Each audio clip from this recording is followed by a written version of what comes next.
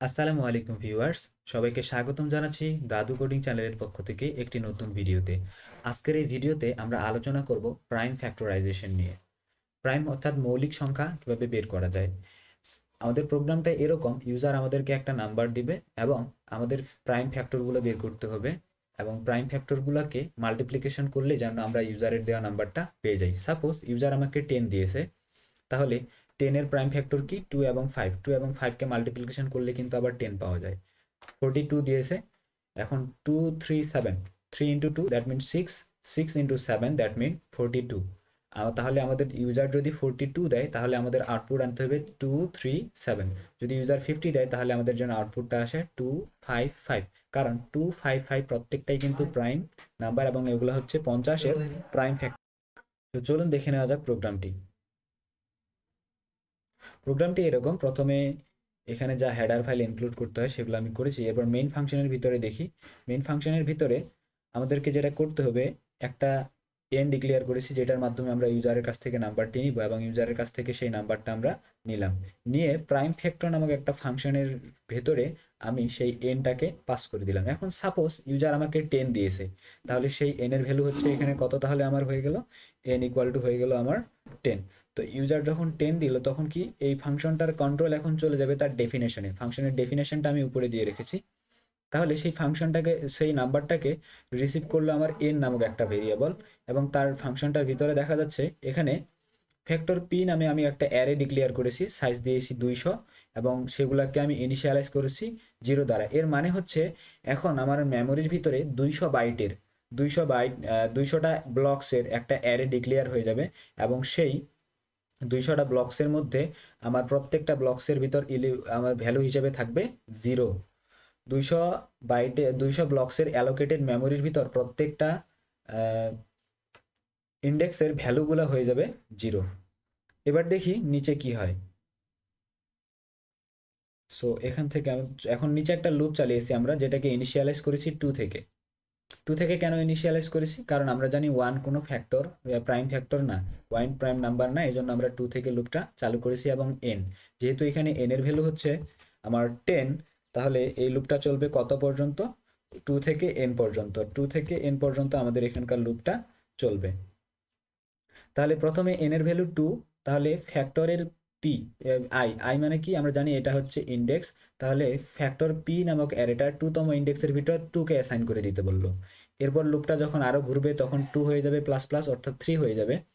তখন 3তম ইন্ডেক্সের ভিতর 3, 4তম ইন্ডেক্সের ভিতর 4, 6, 5তম ইন্ডেক্সের ভিতর 5, এরকম করে 10তম ইন্ডেক্সের ভিতর যখন 10 হয়ে যাবে, তারপরে যখন এখানে কন্ডিশন, এরপর যখন 10 এর ভ্যালুটা ইনক্রিমেন্ট, অর্থাৎ এন এর ভ্যালুটা, সরি আই এর ভ্যালুটা যখন 11 হয়ে যাবে তখন এখানে কন্ডিশন চেক করবে, দেখবে যে 10-এর থেকে আই এর ভ্যালুটা 11, অর্থাৎ 10-এর থেকে 11 যেহেতু ছোট না, সেহেতু এই লুপটা ব্রেক করবে। আর এই লুপটা যখন ব্রেক করা শেষ হয়ে যাবে তখন আমাদের মেমোরির ভিতরে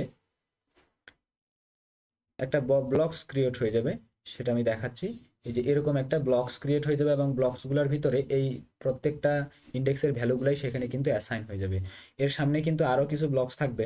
এই ব্লকসগুলো ছিল কিন্তু এই ব্লকসগুলোতে আমরা কিছু করিনি। যেমন যেহেতু আমি ব্লকসগুলো অ্যালোকেট করেছিলাম 200 বাইটের, বাট কাজ করেছি শুধুমাত্র 8টা বাইট নিয়ে, 2 থেকে 10 পর্যন্ত। তাহলে এই বাইটগুলো এখনো যেহেতু অ্যালোকেট হয়ে আছে, এখানে এটা 0 হয়ে গেছে, এটাও কি হয়ে আছে? 0 হয়ে আছে। এবং এটার শেষেও কিন্তু এদিকে অনেকগুলো ব্লকস থাকবে যেগুলো নিয়ে আমরা কাজ করতেছি না এই প্রোগ্রামে। 1, সরি এটা হচ্ছে 0 ইন্ডেক্স আর এটা হচ্ছে 1 ইন্ডেক্স। এরপর কি হবে? এই এই লুপটা যখন শেষ হয়ে গেল, এই লুপটা শেষ হওয়া পর্যন্তই আমার এইটুকু কাজ হয়ে গেল। পরের বার আমরা কি করব? পরের বার আরেকটা লুপ দেখতেছি নিচে, এবং এটাও শুরু করেছি 2 থেকে, চলবে এন পর্যন্ত এবং প্রত্যেকবার 1 করে ইনক্রিমেন্ট হবে। এবং আমি চেক করতেছি ইফ ফ্যাক্টর পি এর, ফ্যাক্টর পি নামক অ্যারেটার আইতম ইন্ডেক্স অর্থাৎ 2তম ইন্ডেক্সে 2 আছে কিনা। যেহেতু দেখা যাচ্ছে 2তম ইন্ডেক্সের ভিতরে 2 আছে, তার মানে কন্ডিশন ট্রু, চলে যাবে পরের লুপে। এখানে দেখা যাচ্ছে জে এর ভ্যালু কত? আই ইন্টু আই, যেহেতু আই এর ভ্যালু প্রথমে 2, তাহলে জে এর ভ্যালু হবে 4। তাহলে প্রথমে যখন আই এর ভ্যালু 2,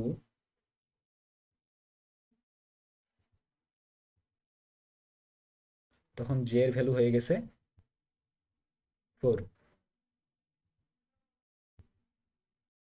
যখন i এর ভ্যালু 2 তখন j এর ভ্যালু হয়ে গেছে 4।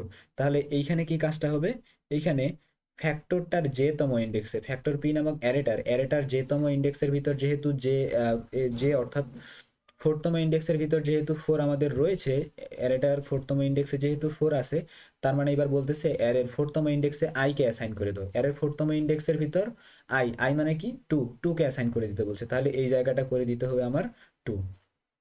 এরপর আবার লুপটা আরেকবার ইনক্রিমেন্ট হবে। ইনক্রিমেন্ট কেন হবে, কারণ এই যে শেষে আমি ইনক্রিমেন্ট বলে দিয়েছি J equal to J plus I, তার মানে জে এর যে বর্তমান যেটা ভ্যালু আছে তার সাথে আই এর ভ্যালুটা যোগ হবে। এখন জে এর বর্তমান ভ্যালু হচ্ছে 4, 4 এর সাথে আই যোগ হবে অর্থাৎ 2 যোগ হবে, তাহলে পরবর্তীতে জে এর ভ্যালু হয়ে যাবে 6।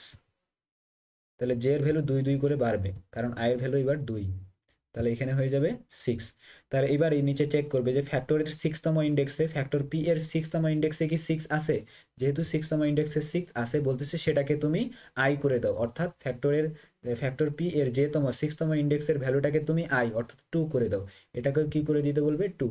এরপর আবার জে এর ভ্যালু হয়ে যাবে 8, 2 করে বাড়বে, তাহলে 8তম ইন্ডেক্সে যেহেতু 8 আছে এটাকেও করে দিতে বলবে 2। সিমিলারলি 10তম ইন্ডেক্সের এটাকেও করে দিতে বলবে 2। এরপর যখন 10 এর থেকে অর্থাৎ আমার এইখানে জে এর ভ্যালুটা যখন n এর থেকে ছোট হয়ে গেছে তখন এই লুপটা ব্রেক করবে।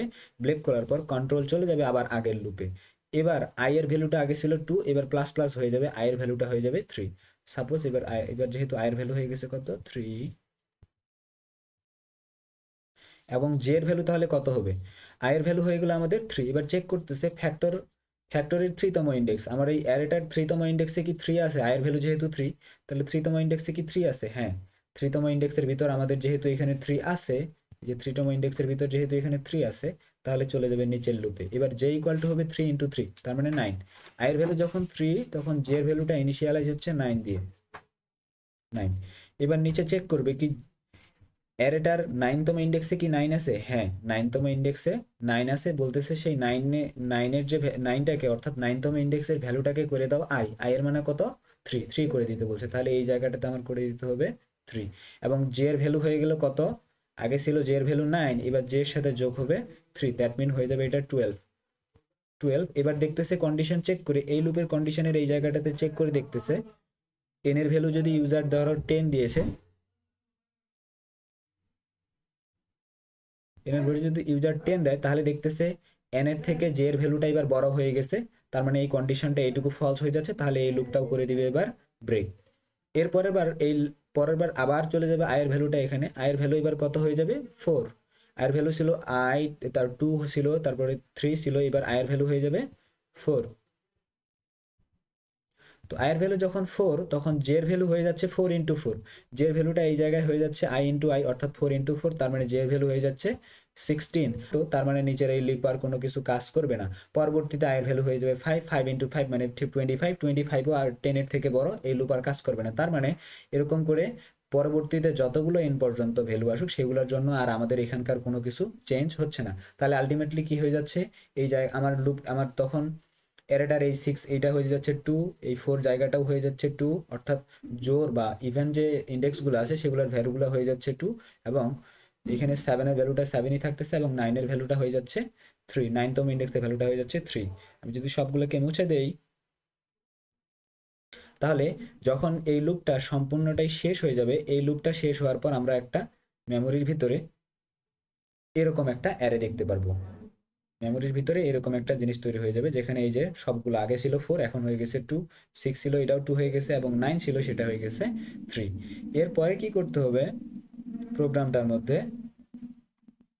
এরপরে নিচের দিকে আরেকটা লুপ চলতেছে, উপরের লুপ সব ব্রেক হয়ে গেল, এবার নিচের লুপে চলে আসতেছে, বলতেছে এই লুপটা কতক্ষণ পর্যন্ত চলবে, যতক্ষণ না n এর ভ্যালুটা 1 হয়ে যায়।